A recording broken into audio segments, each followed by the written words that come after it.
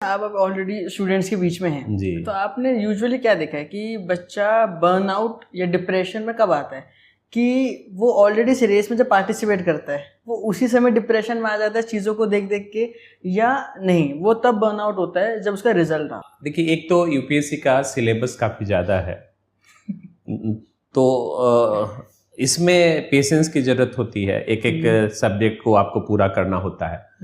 तो अगर आप इम्पेशेंट हैं और गलती से इस फील्ड में आ गए तब तो फ्रॉम द बिगिनिंग ही आपको कहीं ना कहीं डिप्रेशन की तरफ आप जाने लगेंगे।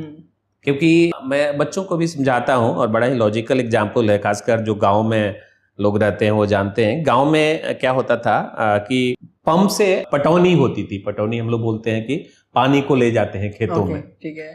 तो पहले क्या होता था कि प्लास्टिक का यूज ज्यादा होता नहीं था, तो जमीन में नाली बनाई जाती थी और पानी का जब फ्लो जाता था तो नाली पहले पानी को सोख लेती थी और उसके बाद फ्लो दिखाई देता था। तैयारी भी उसी प्रकार का है।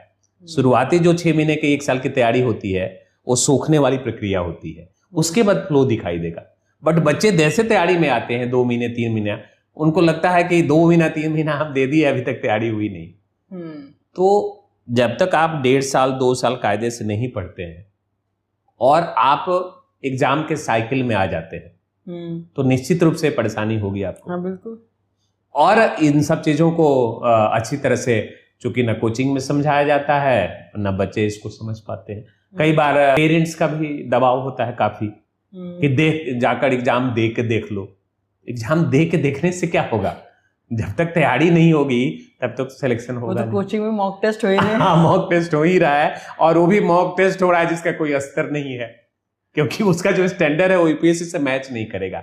तो कई बार उस मॉक टेस्ट में भी बहुत बच्चे अच्छा स्कोर कर जाते हैं लेकिन यूपीएससी में नहीं कर पाते हैं।